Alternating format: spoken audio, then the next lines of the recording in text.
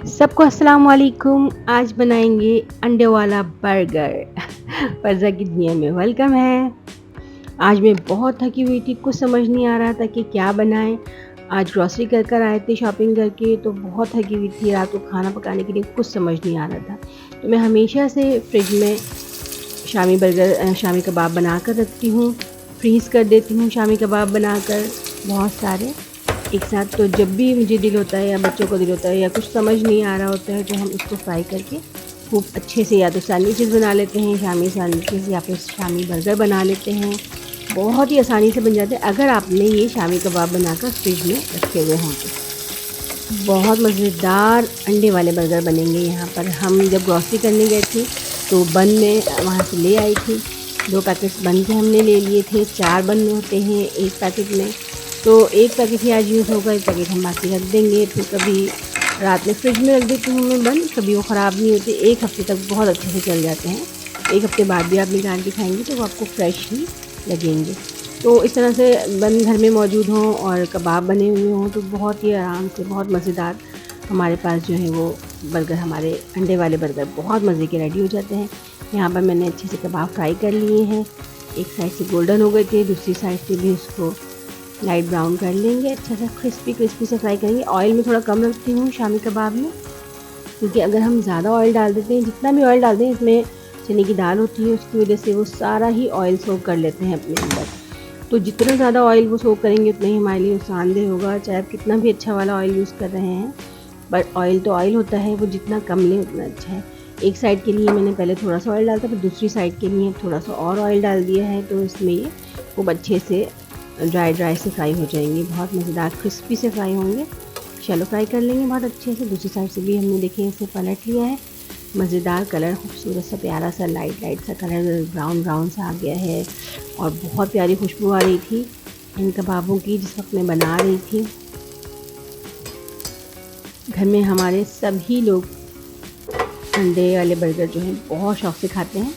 कबाब हमारे बिल्कुल रेडी हो गए हैं, इनको हम एक प्लेट में निकाल लेंगे और इसी पैन में अब हम जो है वो अंडा फ्राई करेंगे। अंडे वाला बर्गर बना रहे हैं इसलिए अंडे इसके अंदर फ्राई होंगे। अब थोड़ा ऑयल जो है वो अंडे के लिए ले लेंगे हम।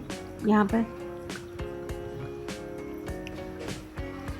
ऑयल हो गया हमारा।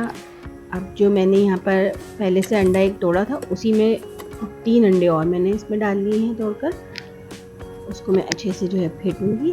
अपनी पसंद का नमक आप हल्का या तेज़ जो भी रखना चाहते हैं, 2 टेस्ट सॉल्ट डालकर इसको खूब अच्छे से फेंटेंगे अंडे को। खूब अच्छे से फेंट कर इनको हम जो है फ्राई कर लेंगे। मोटी सी थिकी सी लेयर बनाएंगे, मोटे से फ्राई करेंगे, फ्लफ़ी रहेगा। पतला सा अंडा बनाएंगे आप तो वो जो है वो बहुत उसका मॉइस्चर उड़ जाता है और मुझे तो उतना मज़ा नहीं आता है। इसमें मोटा फ्लफ़ी सा अंडा होता है तो उसमें मज़ा आता है। उसमें जूसेस उसमें रहते हैं और वो हज़म भी बहुत जल्दी हमें करता है। वो हज़म करने में बहुत जल्दी अच्छा होता है। तो जो बारीक सा पतला सा हम अंडा बनाते हैं उसका मॉइस्चर उड़ जाता है, तो वो थोड़ा देर से अंडा, अक्सर लोग ये कंप्लेन करते हैं भाई हमने अंडा खा लिया, हमसे अंडा हज़म नहीं हो रहा, हमारे मैदे में दर्द हो रहा। तो उसकी वजह यही होती है कि वो बहुत ज़्यादा उसका मॉइस्चर ख़त्म कर देते हैं और वो बहुत जो है वो सूखा सा होता है। तो वो ज़ाहिर बात है फिर वो पेट हमारा बेचारा मैदा छोटा सा वो क्या करेगा, वो हज़म करने में थोड़ा सा प्रॉब्लम तो करेगा ना।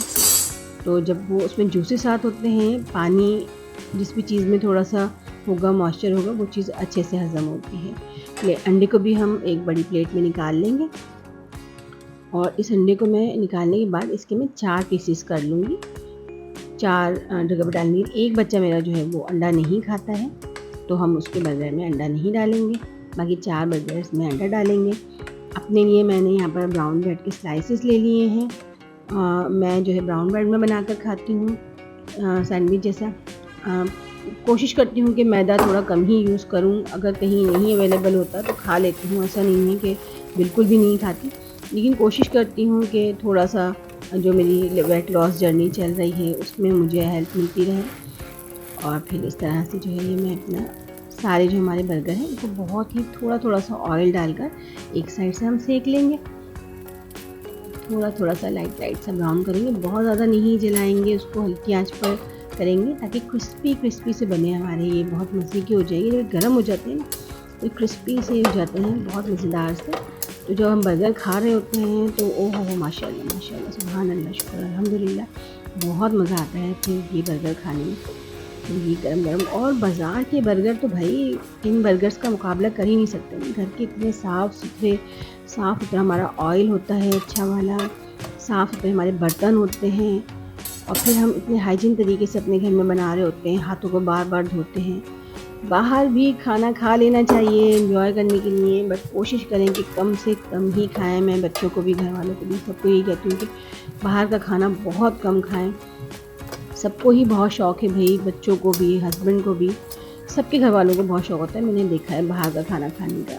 पैसे भी ज़्यादा जाते हैं, उतने ही पैसों का घर में डबल ग्रॉसरी आ जाती है, डबल सामान आ जाता है या उससे भी ज़्यादा आ जाता है और फिर बरकत भी बहुत होती है। उस खाने के बाद आपको हल्का-फुल्का फ़ील होता है, ये सारी चीज़ें घर की जो हम खाते हैं बनी हुई। घर में ही कोशिश करें फ़ास्ट फूड की चीज़ें भी, ये सब कुछ घर में ही रखें।